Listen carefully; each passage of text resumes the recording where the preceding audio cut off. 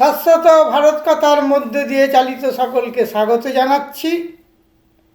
মনের কথা এই সময় আমি শ্রীরামকৃষ্ণ সারদাশ্রম, কাষ্টসাংড়া দক্ষিণ পাড়া, খোসালপুর, আমতা, হাওড়া থেকে স্বামী পরিব্রাজক স্বামী সত্যস্বরূপানন্দ বলছি।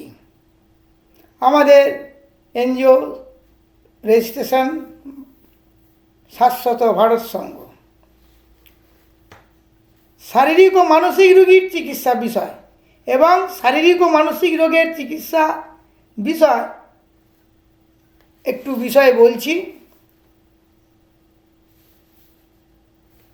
আমাদের যে হসপিটাল বা চিকিৎসাগুলো আমাদের বর্তমান রাজ্যের মুখ্যমন্ত্রী শুভেন্দু অধিকারী যে পদক্ষেপগুলো নিয়েছে খুবই প্রশংসনীয়। হাসপাতালের নাম দেওয়া হয়েছে মন্দির বলে বলা হয়েছে, আয়ুষ্মান মন্দির। সেখানে কীরকম হওয়া উচিত যারা শুনছেন আমার ইউটিভি পৌঁছে দেবেন। আমি তো যোগাযোগ নাম্বারটা পাইনি, যে তাকে আমি হোয়াটসঅ্যাপও করতে পারি না। সকলের কাছে আমি জানছি আমাদের হসপিটাল কেমন হওয়া উচিত, সরকারি হসপিটাল, সেটা একটু শেষ করছি। ঠাকুর ঘর হবে, মন্দির হবে, আরাধ্য দেবতা হবে। হাসপাতাল, নার্সিংহোম, চিকিৎসক কেমন হওয়া উচিত, মানুষের প্রকাশ দেখা যাবে কীরকম আমরা চিকিৎসক বা ডাক্তার তাদের আচার ব্যবহার কেমন হওয়া উচিত, এবং পরিষেবিকা বা যারা নার্স ইংরাজিতে বলা হয়, সেটা একটুখানি আলোচনা শেয়ার করছি।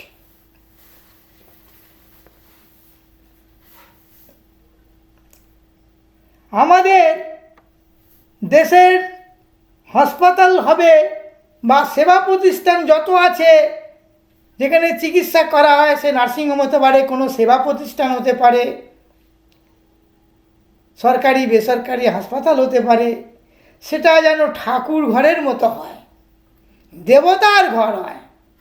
কারণ মানুষই তো দেবতা, যারা রুগী যাবে সেখানে আরাধ্য দেবতাকে স্মরণ করা যায়, মানুষের মধ্যে তার প্রকাশ দেখা যায়। মানুষই তো ভগবান, ঈশ্বর। আমরা সেবা করব কার? মানুষের সেবা করব। আর পরিষেবক বা পরিষেবিকারা যেন ভোরের শিউলি,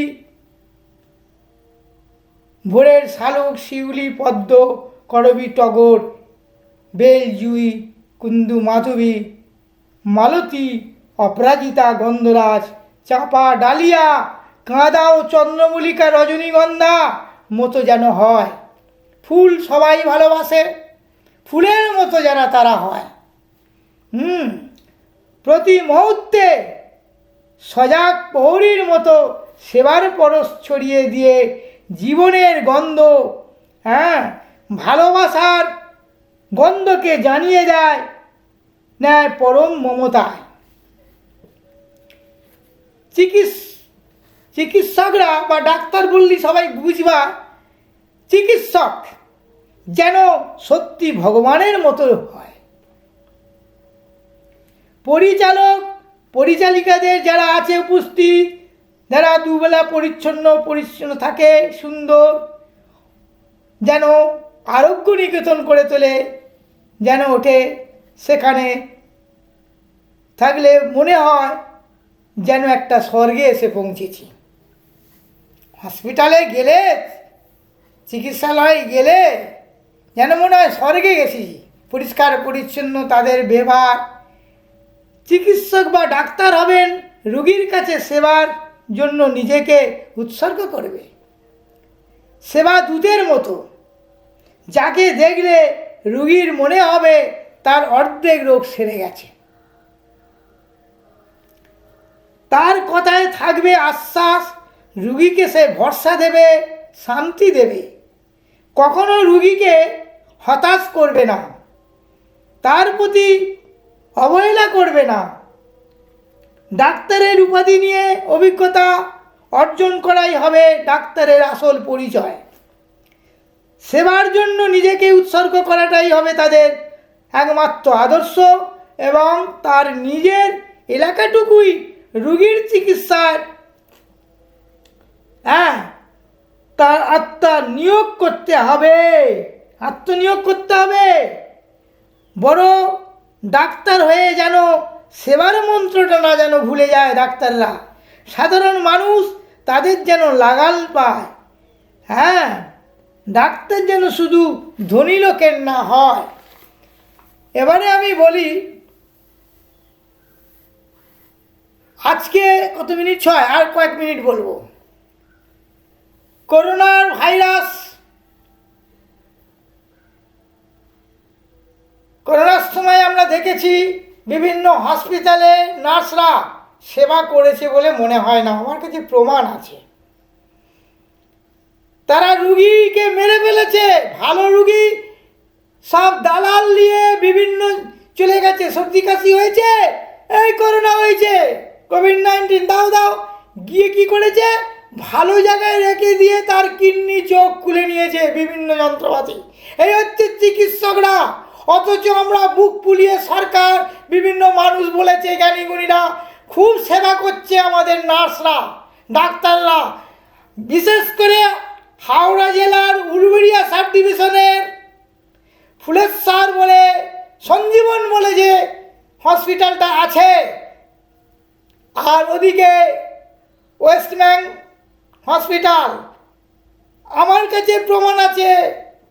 বিশেষ করে হাওড়া জেলার উলুবেড়িয়া সাব ডিভিশনের ফুলেশ্বর সঞ্জীবনী অনেক লোককে মেরে ফেলেছে। প্রমাণ আছে। দালালের মারফত সর্দি কাশি হয়েছে, কোনো জায়গায় নার্সিংহোমে ভর্তি হয়েছে, কোনো ডাক্তারের কাছে বলে করোনা হয়েছে, দিয়ে ভর্তি করে দিল ভয় দেখিয়ে। প্রমাণ ছাড়া এই পরিবাজক স্বামী সত্য স্বরূপানন্দ কথা বলে না। 75 বছর বয়সে আমি আশা করব ডাক্তাররা ভালো, ডাক্তার, চিকিৎসকরা, নার্স বা সেবিকারা মর্তের ভগবান। ডাক্তার নিয়ে বলেছি কিভাবে ডাক্তার হওয়া উচিত, চিকিৎসক। আর যার দালাল যে ওষুধটা প্রয়োজন সেই ওষুধটা না দিয়ে প্রচুর এইসব অনেক 2 নম্বরই হচ্ছে আমার। এবং ডাক্তারবাবুরা যেন, বিশেষ করে যারা প্রাইভেট ডাক্তারখানা, তারা যেন ওষুধের নামটা লেখে, জেনেটিক নাম, কমার্শিয়াল ব্যবসায়ী নামটা লিখবেন না। আমি অনুরোধ করব, তারা হয়তো জানেই না ওই কমিশন পায়, এই ওষুধটা লিখে দিল, ওই দোকান চলক, ওষুধ পাবো না। তারা যদি জেনেটিক নামটা লেখে, যে কোনো ওষুধের দোকান থেকে রুগী বা রুগীর মানুষ কিনতে পারে, এইটাই আমার কাছে অনুরোধ। আজও পর্যন্ত কোনো ডাক্তার সেই দালালগিরি করছে। ওষুধের যে কারখানা, যেখান থেকে তৈরি হচ্ছে উৎপাদন, সেই ওষুধের যে যত কমিশন দিতে পারবে তার ওষুধটা চালাবে। এরা ডাক্তার না খুনি?